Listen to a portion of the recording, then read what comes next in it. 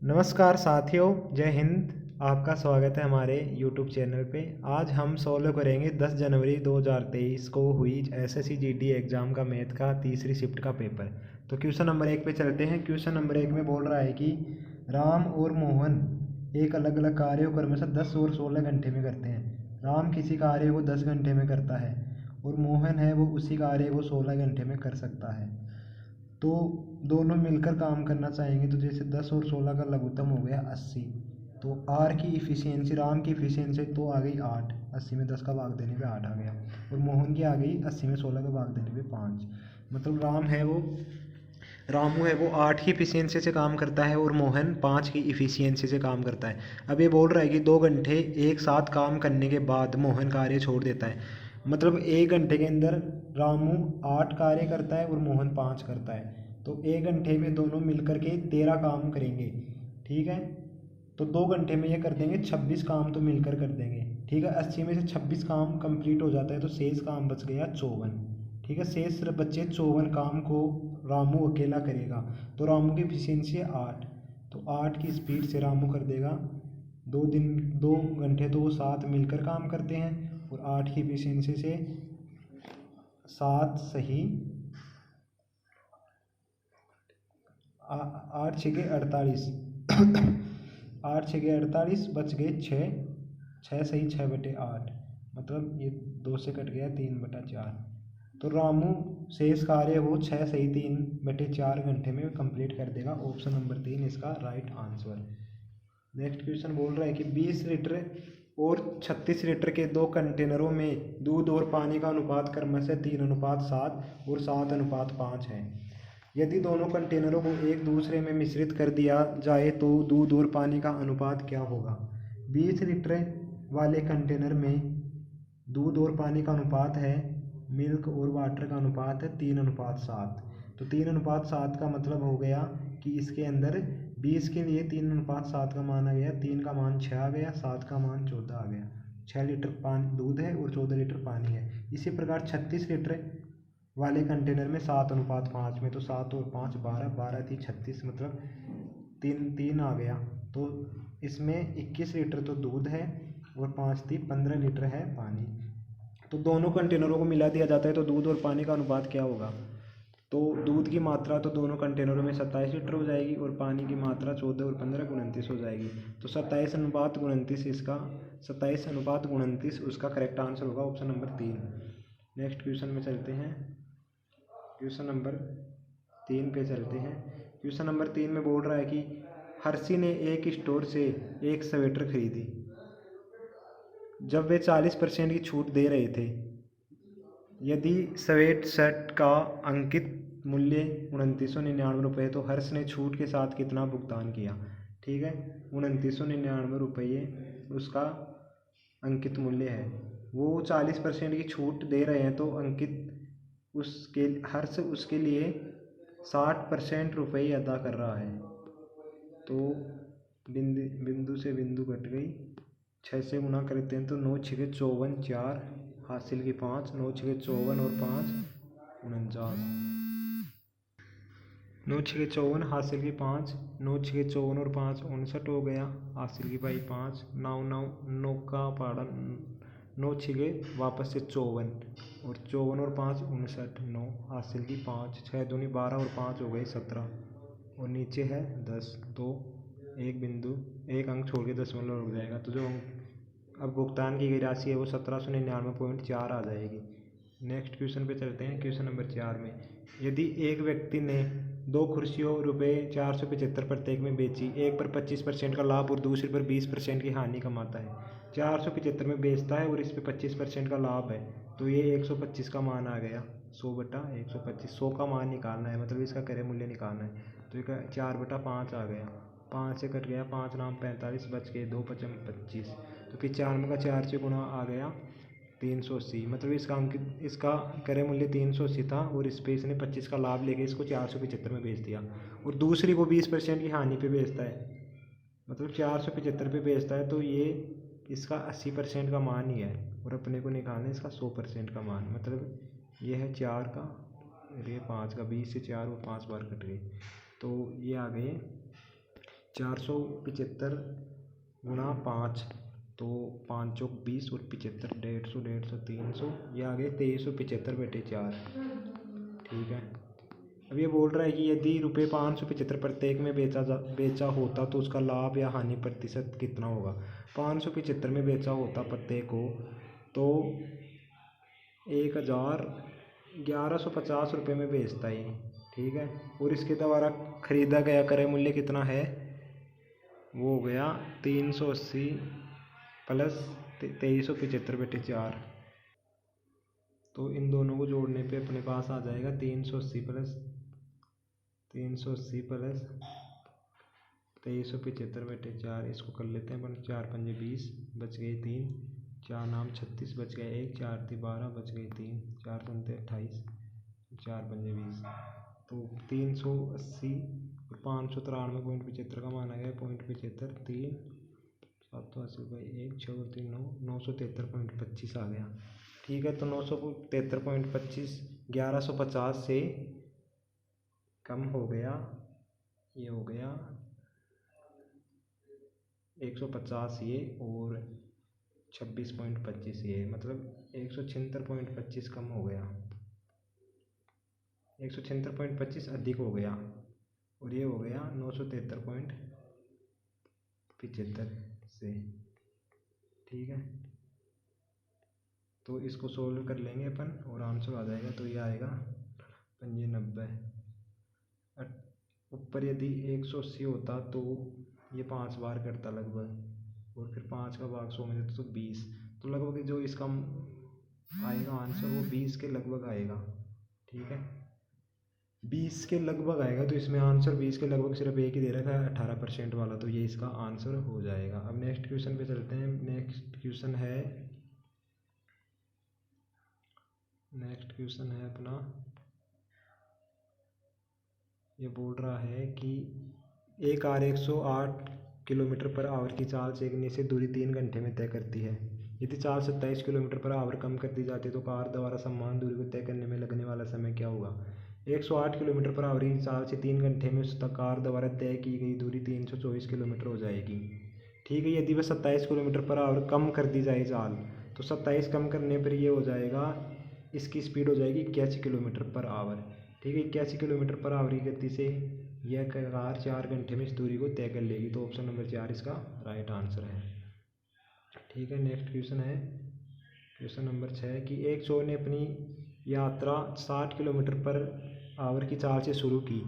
30 minute बाद police ने उसी जगह से 80 km/h की चाल से पीछा करना शुरू किया। पुलिस को चोर को पकड़ने में कितना समय लगेगा। ठीक है। 60 km/h की चाल से उसने शुरू की और पुलिस उसको 30 मिनट बाद देखता है, तो 30 मिनट के अंदर वह 30 किलोमीटर की दूरी तय कर लेगा। ठीक है। इसके बाद में पुलिस की स्पीड है 80 और चोर की स्पीड है 60, तो इन दोनों की स्पीड के मध्य अंतर हो जाएगा 20, क्योंकि ये एक ही दिशा में गति तय कर रहे हैं। तो 30 किलोमीटर को 20 km/h की गति से करने में इसको 3/2 अर्थात 1.5 घंटा लग जाएगा। नेक्स्ट क्वेश्चन है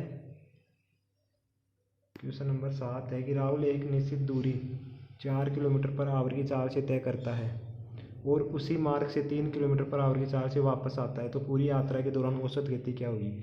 इस प्रकार के क्वेश्चन को करने के लिए जैसे 2 चालें अपने को दे रखी है और उसकी औसत चाल पूछी है, तो दोनों चालों का गुणनफल का 2 गुना को उनके योग, उन चालों के योग से भाग दे दिया जाता है। तो ये हो जाएगा 2 गुना 4 गुना 3/4 + 3 तो 7, तो 4 दूनी 8, 8 × 24/7 हो जाएगा। ठीक है। 24/7 को सोल्व करेंगे तो 7 × 21, बच गए 3, 7 × 4 = 28, बच गए 2, 7 दूनी 14, लगभग 3.42 के लगभग आएगा। तो इसका आंसर हो जाएगा option number C 3.43। Question number 8 में बोल रहा है कि रोहन अपनी यात्रा को 3 बराबर भागों में विभाजित करता है और अपनी कार से पहले भाग को 30 km/h की चाल से, दूसरे भाग को 40 km/h की चाल से और अंतिम भाग को 50 km/h की चाल से तय करता है। उसकी पूरी यात्रा के दौरान औसत उसकी कार की औसत चाल क्या है। ठीक है। 3 बराबर भागों में डिवाइड करा है।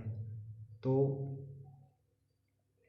जैसे मान लीजिए कि उसने 3D दूरी तय की और 3 बराबर भागों डी में उसको डिवाइड कर देता है, तो उसके द्वारा तय की गई पहली डी दूरी में लगा समय उसको हो जाएगा D/30 समय, दूसरी में हो जाएगा उसको D/40 समय, और लास्ट में हो जाएगा उसको D/50 समय। ठीक है, तो टोटल समय होगा वो हो जाएगा, इसका एलसीएम आ जाएगा 5 24 600 आ जाएगा। तो ये हो गया 20D प्लस 15D और प्लस 12D, तो 20 15 35 12 37D/600 हो जाएगा। ठीक है, और अब बोल रहा है कि औसत गति निकालने के लिए डी में टोटल दूरी इसकी 3D थी, 3D के अंदर अपन भाग देते हैं 47D/600 का, 47D/600 का भाग दे देते हैं, तो ये हो गया अपने पास, ये आ गया। ठीक है, तो ये हो गया 1800/47।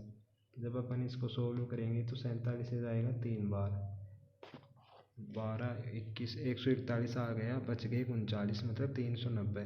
तो 47 को 8 से गुणा करेंगे तो ये आ जाएगा 376, बच गए 14/47। ऑप्शन नंबर 4 इसका करेक्ट आंसर आ गया। नेक्स्ट क्वेश्चन पे चलते हैं, क्वेश्चन नंबर 9 पे चलते हैं।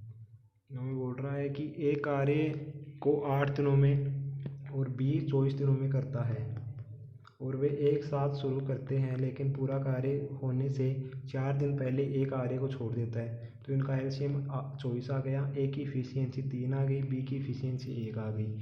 संपूर्ण कार्य को पूरा करने के लिए ए और बी द्वारा किए गए दिनों की संख्या ज्ञात कीजिए, लिए गए दिनों की संख्या ज्ञात कीजिए। लेकिन कार्य पूरा होने से 4 दिन पहले ए छोड़ देता। मान लीजिए कार्य हुआ है अक्स दिन में, तो बी तो पूरे अक्स दिन काम करा है, ठीक है, एक की इफिशियंसी से, और ए है वो 4 दिन पहले छोड़ देता है, तो अक्स माइनस 4 दिन ही काम करा है उसने, वो भी 3 की इफिशियंसी से, और टोटल काम हो गया था 24। ठीक है, तो ये अक्स आ गया, ये आ गया 3x, और ये आ गया 4 3 12 बराबर 24। तो ये हो गया 4x और 12 उधर जाएगा तो 36 आ गया, तो अक्स का मान आ गया 36/4 बराबर 9। मतलब वो दोनों एक साथ मिल करके टोटल उसको कार्य करने में लग जाएंगे 9 दिन। ठीक है, नेक्स्ट क्वेश्चन पे चलते हैं। क्वेश्चन नंबर 10 बोल रहा है कि एक वस्तु का मूल्य 2 वर्ष में घटकर 18,000 से 14,500 हो गया, तो वस्तु के मूल्य ह्रास की वार्षिक दर क्या है। पहले था उसकी रेट थी 18,000, अब हो गया 14,580। ठीक है, तो उसका जो मूल्य ह्रास हो गया वो हो गया 3,420। ठीक है, 3,420 हो गया, ये 18,000 पे हुआ है गुणा 100। तो दोनों वर्षों में इसका जो मूल्य ह्रास हो गया वो 9 आ गया, ये आ गया 171, 9 एकम 9, बच गए 8, 9 नाम 81, मतलब 19% का मूल्य ह्रास हो गया। तो 19% का मूल्य ह्रास हुआ है दोनों वर्षों में। तो एक वर्ष के अंदर इसका मूल्य ह्रास कितना हुआ है, तो अपन जैसे एक वर्ष के अंदर मूल्य ह्रास का मान निकालते हैं कि पहले वर्ष का प्लस दूसरे वर्ष का और माइनस इनमें दोनों वर्षों का बटे 100, तो इसका मान आ गया अपने पास 19 आ गया। तो जैसे ये निकालेंगे तो अपन x का मान अपने पास 10% आ जाएगा, और ये इसका राइट आंसर भी 10 + 10 20, और 10 और 10 का गुणा 100 हो गया, 100 में 100 का भाग देंगे, 1 घटा देंगे, तो ये आ गया 19। नेक्स्ट क्वेश्चन नंबर 11 में चलते हैं कि 24 और 36 का तृतीय समानुपाती क्या है। तृतीय समानुपाती निकालने के लिए फर्स्ट और थर्ड का गुणा, मतलब फर्स्ट 24 है, थर्ड को x मान लेते हैं, का गुणा दूसरे के वर्ग के बराबर होता है, तो 36 का स्क्वायर के बराबर हो जाएगा। तो x का मान आ गया, 24 को इधर भेज देते हैं, 24 आ गया, 12 दूनी 24, 12 3 36, 2 से काट देंगे 36 को 18 बार, तो 18 गुणा 3 बराबर 54 आ गया इनका तृतीय अनुपाती। नेक्स्ट क्वेश्चन नंबर 12 में चलते हैं कि दो शंकुओं का आयतन 3:2 के अनुपात में है और उनकी त्रिज्याएं 3:4 के अनुपात में है, तो उनकी ऊंचाई का अनुपात ज्ञात कीजिए। पहले शंकु का आयतन हो गया 1/3 पाई आर स्क्वायर एच, और दूसरे का हो गया 1/3 pi capital R square capital H square, और इसका मान है 3:2। ठीक है, 1/3 पाई 1/3 पाई क्रॉस हो गई। अब ये बोल रहा है कि उनकी त्रिज्याएँ 9:4 के अनुपात 3:4 के अनुपात में हैं। तो त्रिज्याएँ 3:4 में है तो इनकी त्रिज्याओं के स्क्वायर का अनुपात हो जाएगा इनका स्क्वायर, तो ये हो जाएगा 9:16। ठीक है, तो 9:16 हो जाएगा। तो ये H/H का मान आ गया, यहाँ पे 9 आ गया, स्मॉल आर स्क्वायर का मान, कैपिटल आर का मान आ गया 16 बराबर 3/2। तो इनकी ऊंचाइयों का पूछ रहा है तो 9 को भेज देंगे तो 9 तो इधर आ जाएगा। ये जैसे इसको सोल्व करेंगे तो 3/2, 16 ऊपर चला जाएगा, 9 नीचे आ जाएगा, 3 3 9, 2 अंटे 16, तो 8:3 इनकी ऊंचाइयों का अनुपात आ जाएगा। नेक्स्ट क्वेश्चन नंबर 13 पे चलते हैं अपन। क्वेश्चन नंबर 13 में है कि ₹57,500 पर एक वर्ष के लिए 16% की दर से वार्षिक रूप से चक्रवृद्धि होने वाले ब्याज और अर्धवार्षिक रूप से चक्रवृद्धि होने वाले ब्याज के बीच का अंतर कितना है। 16% वार्षिक दर है तो अर्धवार्षिक दर हो गई 8%। ठीक है, अब चक्रवृद्धि ब्याज वार्षिक रूप से वृद्धि होता है तो एक वर्ष के अंदर 16% ही बढ़ेगा। ठीक है, यदि वो अर्धवार्षिक हो गया तो वो 8 + 8 + 8 × 8/100, मतलब यहाँ पे हो जाएगा 16.64% की वृद्धि होगी। और चक्रवृद्धि ब्याज वार्षिक संयोजित होने पे 16% की होगी, तो 0.64% का मान ज़्यादा आएगा। तो 0.64% का मतलब हो गया 0.64/100 गुणा कितने पे है, ये 5750 पे है, तो 5750 पे निकाल लेंगे अपन। तो ये हो गया, कट गया ये, 5 दूनी 10, 5 एकम 5, 5 एकम 5 बच गई 2, 5 25, 15 5 75। तो ये हो गया 2 से कट गया 0.32 बार, तो 115 को 0.32 से गुणा कर देते हैं। तो 115 को 0.32 से गुणा करते हैं तो ये आ जाएगा अपने पास 115 गुणा 32/100 पॉइंट हटाने के लिए। तो ये 20 से कट गया, ये कट गया 23 से, ये 2 से काट देंगे तो यहाँ पे 10 आ जाएगा, यहाँ पे आ गया 16।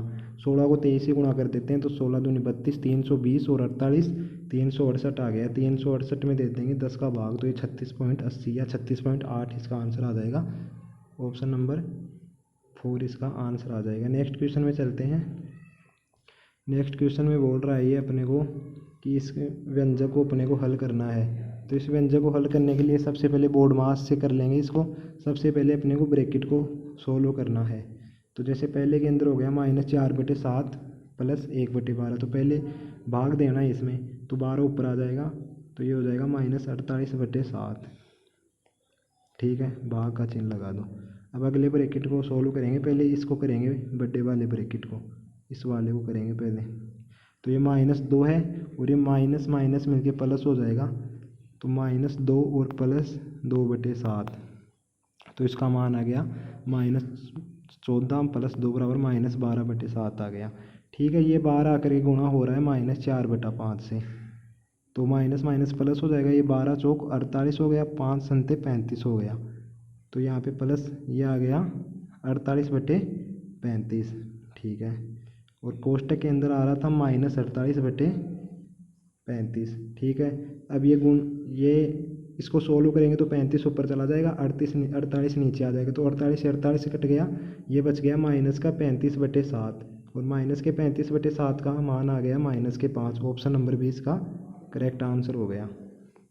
नेक्स्ट क्वेश्चन है क्वेश्चन नंबर 15 कि 28 के वर्ग को उस सबसे बड़ी संख्या से विभाजित किया जाता है जो 42 और 56 दोनों को पूर्णतः विभाजित कर सकती है।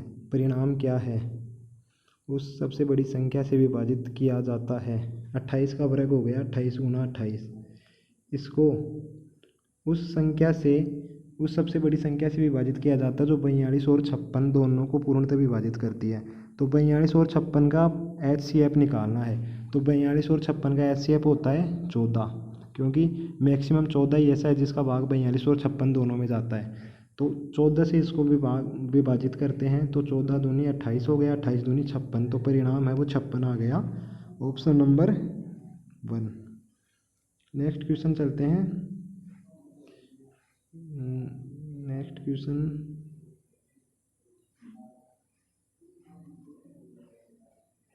नेक्स्ट क्वेश्चन अपना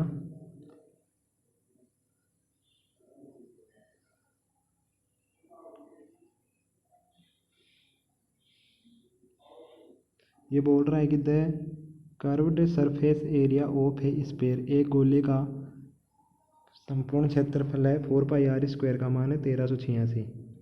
तो 4πr² का मान है तो r² का मान आ जाएगा 1386/4π। तो 4π का मान हो गया 22/7। तो 4 से काट देते हैं इसको, 4 × 3 = 12, बच गया 1, 4 × 4 = 16, बच गए 2, 4 से तो नहीं कटेगा ये, 1386/22 × 7, 22 से कट गया, 22 × 6 = 132, बच गए 6, 22 22 × 3 = 66, ठीक है, 63/7 आ गया। ये आ गया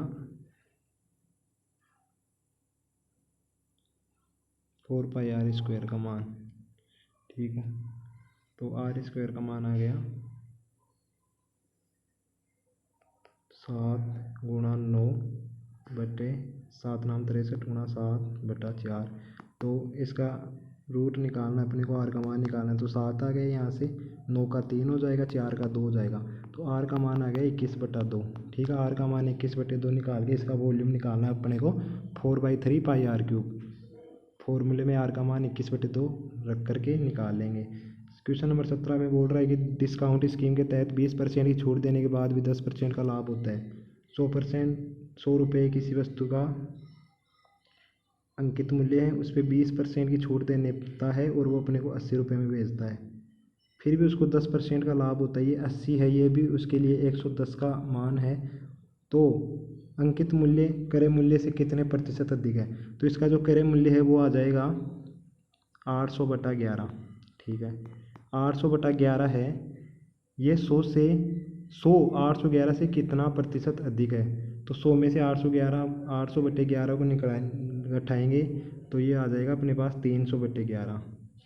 300/11 है, ये 800/11 से कितना प्रतिशत अधिक है? तो ये बन गया अपना फॉर्मूला। ये कट गए, ये 11 से 11 कट गया, 300/8 आ जाएगा, 300/8 हो गया। 8 × 3 = 24, बच गए 6, 8 × 7 = 56, बच गए 4, और 8 × 5 = 40, तो 37.5% अधिक है ये। अब क्वेश्चन नंबर 18 में बोल रहा है कि एक मेज जिसका अंकित मूल्य 300 है को 20% और 10% की 2 क्रमिक छूटों पे बेचा जाता है। अगर इसके अलावा नकद भुगतान पर 5% की छूट की पेशकश की जाती है तो मेज के लिए नकद मूल्य है 300 रुपये की वस्तु है, ठीक है। पहले उस पर 20% का छूट दे दी तो अपने को 80% ही अदा करना है, ठीक है। फिर पुनः 10% की दे दी तो अपने को 90% ही अदा करना है, ठीक है। अब लास्ट के अंदर ये बोल रहा है कि 5% की और छूट दे देता है यदि अपन केस में खरीदते हैं तो 95/100 हो गया, ठीक है। ये बिंदु से बिंदु कट गए, ये कट गए, ये कट गए, ठीक है। अब ये बचा 95 हो गया 19 और 100 हो गया 20, 5 से कट गए, ठीक है।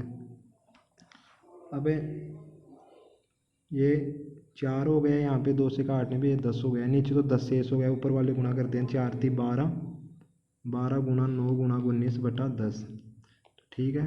12 नाम हो गए 108, 108 × 19, तो 108 को 19 से गुणा करते हैं तो 216, 2160 में से 108 घटा देते हैं तो ये हो गया 2060 में 8 घटाएं 2052, 2052/10, तो 205.20 है वो इसका क्रय मूल्य आ गया। ऑप्शन नंबर 2 इसका राइट आंसर। ये बोल रहा है कि एक चुनाव में 2 उम्मीदवार ए और बी थे। निर्वाचन क्षेत्र में मतदाताओं की कुल जनसंख्या 90,000 थी और कुल मतों का 70% मतदान हुआ। यदि मतदान में से 60% मत ए के पक्ष में डाले गए तो बी को कितने मत हुए? 90,000 थे टोटल मतदाता, 70% वोटिंग हुई तो टोटल मतदान हुए 63,000। अब ये बोल रहा है कि 63,000 में से भी 60% तो ए को मिल गए तो बी को कितने मिले? ए को 60 मिल गए तो बी को मिल गए 40, 40/100। तो 623 को कर देते हैं 4 से गुना, तो 63 दूनी 126, 252, 25,200 मत बी को मिलेंगे। नेक्स्ट क्वेश्चन पे चलते हैं। नेक्स्ट और लास्ट क्वेश्चन वो है पेट्रोल की कीमत ₹92 प्रति लीटर से बढ़कर 96.5 हो जाती है। तो 4.5 बढ़ जाती है और ये बढ़ती है 92 पे, तो कितने प्रतिशत बढ़ी? ठीक है, यह कट गया 23 से 4 बार, यह कट गया 25 से 4 बार। ठीक है, अब 4.5 को अपन 25 से गुना करेंगे तो ये आ जाएगा 112.25, 112.50 आ जाएगा। ठीक है बटा 23, तो 23 से इसको विभाजित करते हैं, 23 चौक 92, बच गए 20.50। ठीक है, लगाया पॉइंट, 92 बच गए 20.5, तो ये हो गया 205। तो 23 नाम होता है, 23 को 9 से गुना करते हैं तो आते हैं अपने पास 207, जबकि अपने पास है 205, तो 8 बार कट चला गया और शेष बच गए अपने पास 19, तो ये हो गया 190। तो वापस 8 से तो लगभग 4.88 आएगा, तो 4.9, लगभग 4.9% की वृद्धि हुई है। तो आज हमने 10 जनवरी को हुई थर्ड शिफ्ट का एनालिसिस कर लिया है और इस प्रकार से अपन लगभग पूरी SSC GD 2023 सीरीज़ का मैथ का एनालिसिस कंप्लीट करेंगे। आज के लिए इतना ही। जय हिंद, जय भारत।